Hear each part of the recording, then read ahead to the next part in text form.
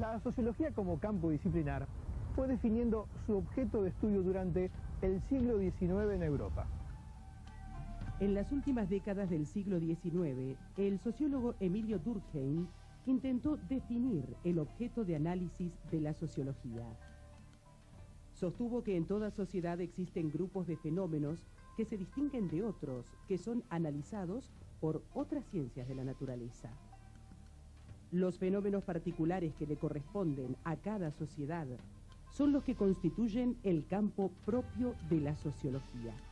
La sociología hay que incluirla dentro de un ámbito mayor que serían las ciencias sociales, es decir, necesariamente tiene que tener conocimiento de historia, filosofía, antropología, economía, etc. Porque el objeto de estudio es los procesos sociales, sus transformaciones, distintos fenómenos, etc. En rigor, la disciplina surgió de manera paradójica como una situación de confrontación con el pensamiento liberal francés y contra la teología medieval. Es decir, que en su origen es una disciplina que en primer lugar tiene un espacio territorial, la Europa continental y fundamentalmente Francia. Los principales pensadores de estas corrientes, llámese de una parte Saint-Simon y fundamentalmente Augusto Comte, fueron los que intentaron construir un objeto de análisis de lo social fundado en dos características. Una, la aplicación de los modelos de la exitosa ciencia natural al campo de las ciencias sociales. Segundo, la posibilidad, a partir de la instauración del capitalismo moderno y de las nuevas relaciones sociales que en el mundo se estaban concretando, de liberar a la moral de las ataduras de la teología de una parte. El objeto de análisis de la sociología son las relaciones sociales. Las relaciones sociales que se expresan de distintas maneras. Se pueden expresar en una relación cotidiana entre dos personas o se pueden manifestar de manera más sofisticada, más compleja, en instituciones. Entonces, son relaciones sociales, que pueden ser relaciones sociales de vida cotidiana, o relaciones sociales, productos, o instituciones, producto de la historia, digamos, de idas y vueltas de esas relaciones sociales concretadas en instituciones. El campo de estudio de la sociología incluye fenómenos muy diferentes, desde creaciones culturales, creencias, relaciones económicas, instituciones, hasta análisis de fenómenos tan amplios como el sistema financiero o hechos acotados como las relaciones vecinales en un barrio. La sociología es una ciencia que trata de dar cuenta de estas relaciones sociales, de los procesos sociales complejos, de las instituciones que conforman las sociedades, trata de dar cuenta de las diferencias que existen entre las distintas sociedades, trata de dar cuenta cómo esas diferencias son construidas históricamente. No se podría hablar de la sociología como una ciencia específica, sino como una forma de entrada al espacio más amplio de las ciencias sociales. El campo de análisis de la sociología es bastante amplio, desde la estructura de clases hasta aspectos que están relacionados con fundamentos de la psicología social, de la economía y de muchos de los aspectos que relacionan la sociedad con el Estado. Esto es aspectos de la sociología política. La amplitud de dimensiones que aborda la sociología exige sostener un diálogo constante con otras disciplinas. Disciplinas como la psicología, la antropología, la historia, la economía y las ciencias de la comunicación. Karl Marx, Durkheim y Max Weber son considerados autores clásicos de la disciplina y fundantes de los paradigmas más importantes de la misma. Las obras de estos autores establecen una vinculación entre teoría e investigación que hace que aún en la actualidad persistan como obras tradicionales.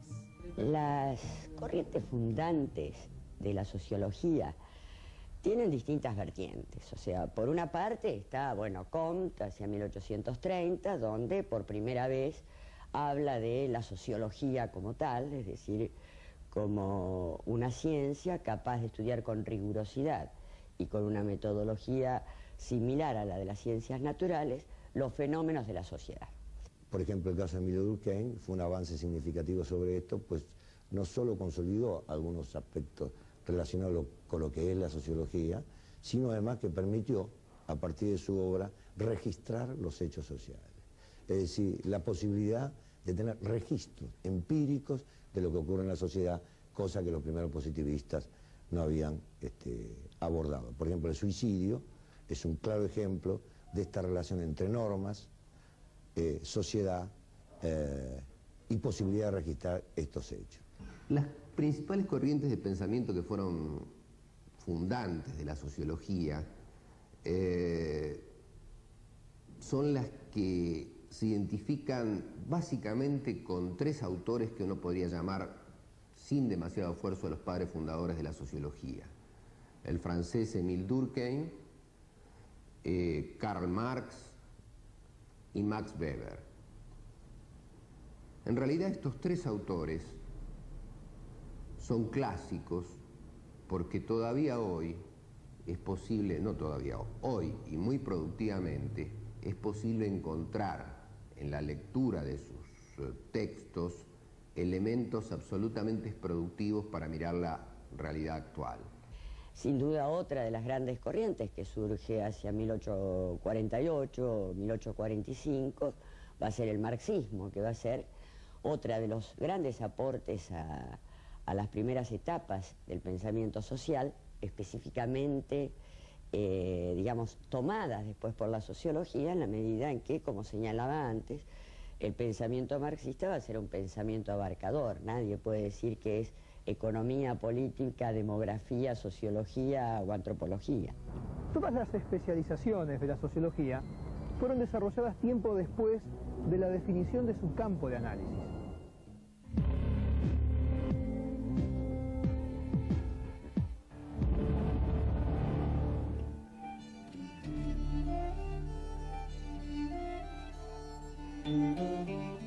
Para conocer los fenómenos sociales, es necesario llevar a cabo distintas investigaciones empíricas con métodos apropiados. Hay distintos métodos y diferentes técnicas de investigación.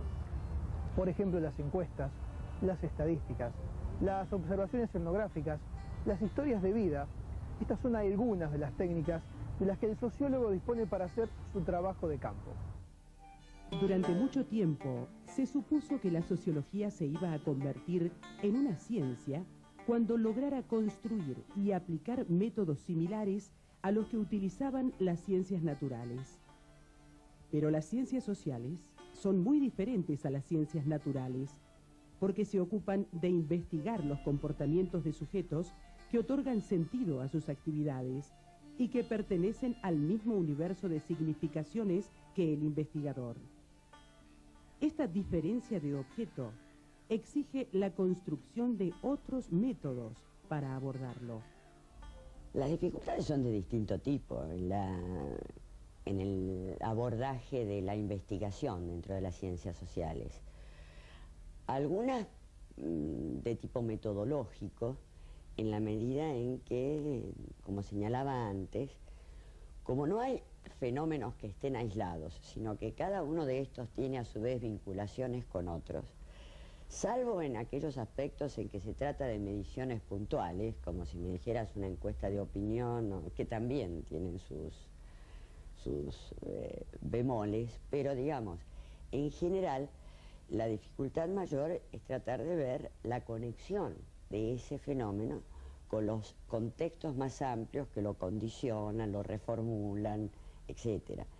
Muchas de las dificultades están relacionadas en la situación que Weber planteó muy claramente. Por ejemplo, la distinción entre el científico o el político. El análisis de lo social está muy ligado también a condiciones subjetivas del propio investigador. Y por tanto, en muchos casos está teñida de elementos ideológicos.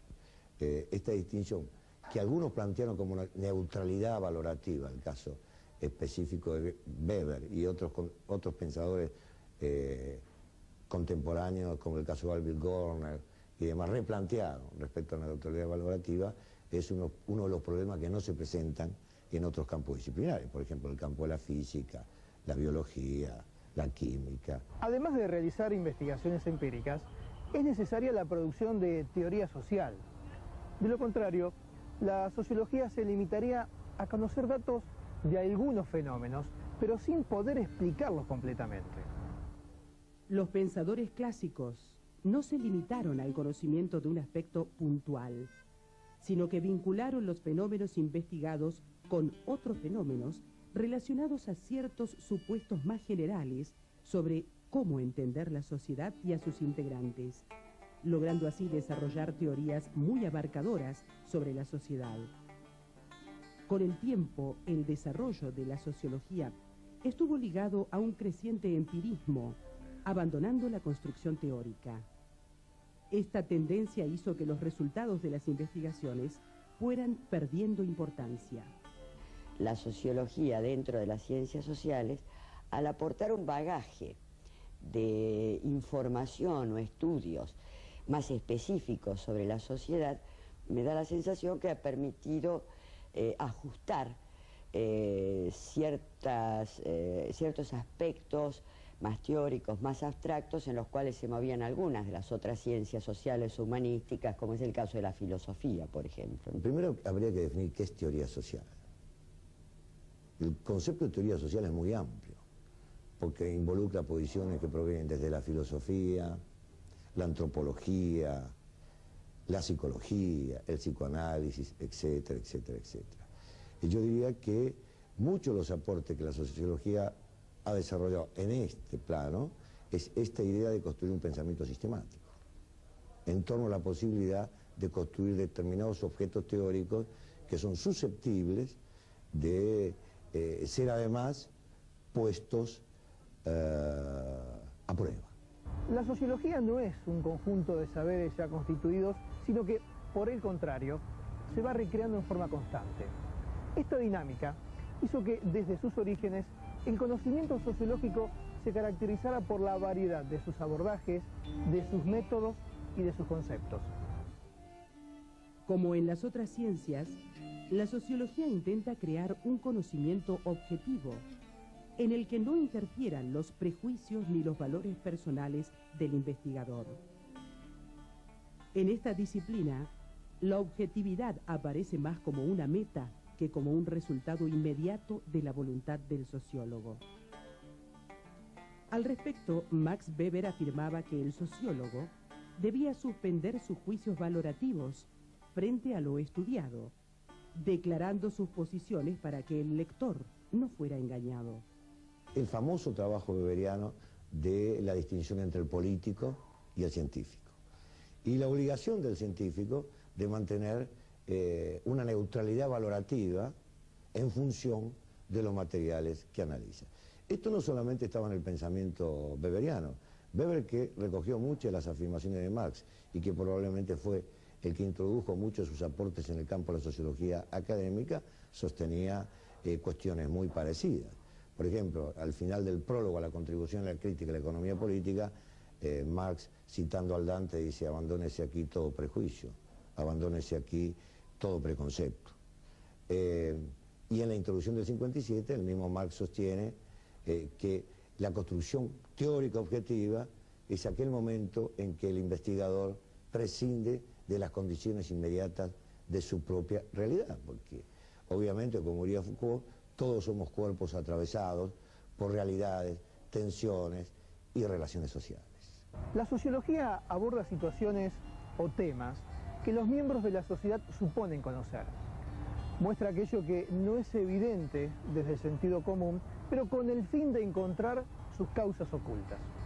Esta idea de objetividad de Weber recién se va a ir formulando en 1904, 9 o 10 años más tarde, a través sobre todo de un trabajo de él, que es el problema de la objetividad en las ciencias sociales, donde plantea que existe una gran división entre el político y el científico.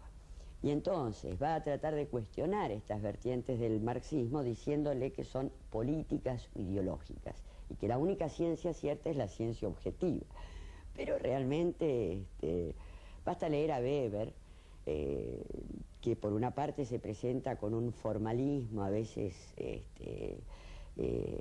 digamos así, agobiante, de el Weber pasional. Weber era un hombre profundamente comprometido con la política de su época, y creo que él estaba convencido de que esto de la objetividad que tanto proclama no era cierto.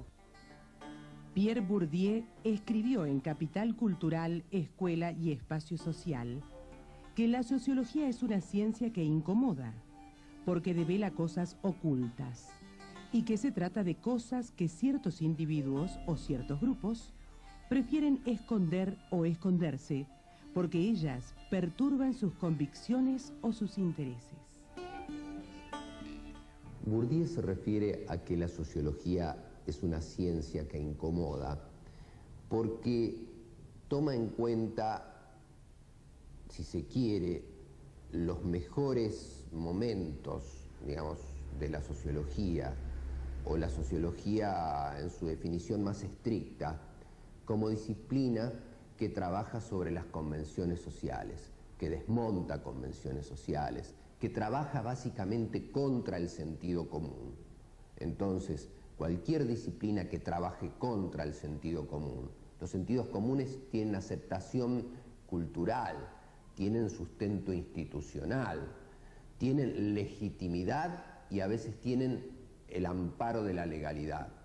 Entonces, una disciplina que trabaja críticamente, digamos, sobre esas convenciones, es una disciplina que en algún sentido incomoda a los poderes. Eso es clásico. La sociología no se ha podido desarrollar en países dictatoriales. Plantea dos cuestiones. Una, poner en discusión aquello que se da por naturalizado, aquello que se da como normal en una sociedad. El mero hecho de investigar o poner en discusión ciertas cuestiones propias del desarrollo de una sociedad en cualquier circunstancia histórica incomoda. Ahora la pregunta es, ¿a quién incomoda? ¿Y cómo incomoda? Estas son dos cuestiones, ¿no? Y esto está relacionado con una cuestión central en el plano de la sociología, que es el problema del poder y del control social. El conocimiento sociológico no solo debe enfrentarse a los prejuicios del investigador, sino a las creencias que una comunidad comparte sobre sus costumbres, su historia, sus valores y sus problemas.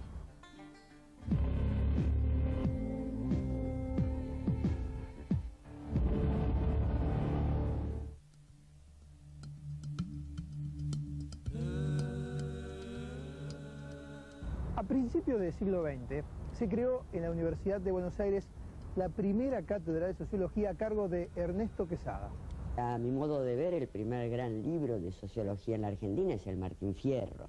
Digamos, es este libro de denuncia de la situación del gaucho, de este primer Hernández. Luego, la sociología que se impone es con una fuerte impronta, reitero, positivista, que intenta ver otro problema que se le genera después de estos grandes genocidios. Y es esta masa de población europea que no era tan civilizada como ellos pensaban, que de alguna manera da lugar a la presencia de lo que se va a llamar la multitud. Es decir, pensar que las masas migratorias en la Argentina empiezan a tener una presencia muy fuerte a partir de los 70, pero especialmente en los 80 y 90, y esto conmueve sobre todo a la región del litoral, ¿no? Es decir, Buenos Aires, Rosario, Córdoba. El pensamiento positivista influyó muchísimo en la Argentina a principios del siglo XX. La sociología como saber académico no existía en estas circunstancias, sino solamente como una forma de pensamiento social, y de hecho, cuando se constituyó como un saber, formaba parte de la Facultad de Derecho, era un departamento de la Facultad de Derecho. Muchos pensadores como ingenieros y los pensadores de principios de siglo refirieron a estas cuestiones. Un trabajo central del siglo pasado, del principio del siglo pasado, por ejemplo, es el trabajo de Carlos Octavio Bunge respecto a la situación social y económica de la Argentina, que es un trabajo realmente valioso y significativo. De hecho, el pensamiento social en esa época estaba muy cruzado por otras cuestiones y también por cuestiones políticas. Todas las corrientes socialistas también se plantearon problemas sociales. En su primera etapa, la sociología argentina estuvo vinculada al género del ensayo. Los analistas de la sociedad no se propusieron investigaciones empíricas, sino interpretar y comprender desde su propia subjetividad. José Ingenieros y Ezequiel Martínez Estrada fueron dos de los intelectuales que cultivaron el conocimiento sociológico. En nuestro país, la sociología científica se funda en 1957 con la inauguración de la carrera de sociología conducida por Gino Germani. La sociología norteamericana se había preocupado por incorporar elementos de la estadística, por dar cuenta del uso de cuestionarios para la construcción de objetos sociológicos. Y Germani, creo yo, produce una reflexión inteligente sobre el pasado más inmediato que él le había tocado vivir en la construcción de pensamiento social, que si bien existía, era un pensamiento más bien especulativo. Contra ese pensamiento especulativo se funda la moderna sociología argentina a partir de la creación del Instituto de la Carrera de Sociología en el año 57. Entonces, Gino Germani es el gran actualizador de la sociología argentina. Germani construye un tipo de sociología completamente opuesto a la que practicaban las generaciones anteriores en Argentina. A partir de la crítica al ensayismo, va a propugnar un carácter científico para la disciplina. Con ese objetivo, realizó investigaciones empíricas y formó a la primera generación de sociólogos profesionales en el país. El aporte de Germani al desarrollo de la sociología en la Argentina es que, por una parte, aparece como el fundador de la carrera de sociología en la Argentina, y este va a ser un gran aporte en la medida en que empiezan a sistematizarse los estudios sobre lo social y se van formando generaciones que específicamente se dedican al tema de la sociología, ya no como pensamiento o ensayo social, sino más bien como un estudio que supone el desarrollo de instrumentos de mayor rigurosidad, etcétera, etcétera. Germani se ocupó de otros temas muy importantes, como la idea del tradicionalismo y modernismo, retomando concepciones de la sociología norteamericana y europea, aplicados al caso de la Argentina. Fue uno de los primeros que habló de sociedades tradicionales y de sociedades modernas, que conviven en un ámbito específico al interior de nuestros países latinoamericanos. A fines de los años 60 y principios de los 70, la producción de conocimientos sociales estuvo intensamente politizada. Durante la dictadura militar iniciada en 1976, la sociología argentina fue duramente golpeada. Investigadores desaparecidos, muchos intelectuales obligados a exiliarse, bibliotecas arrasadas y un cierre completo de la vida cultural impidieron durante esos años la producción de conocimiento sociológico relevante. La sociología se enfrenta hoy a grandes dilemas y a la urgencia de construir informaciones y explicaciones sobre un mundo que cambió profundamente en los últimos años.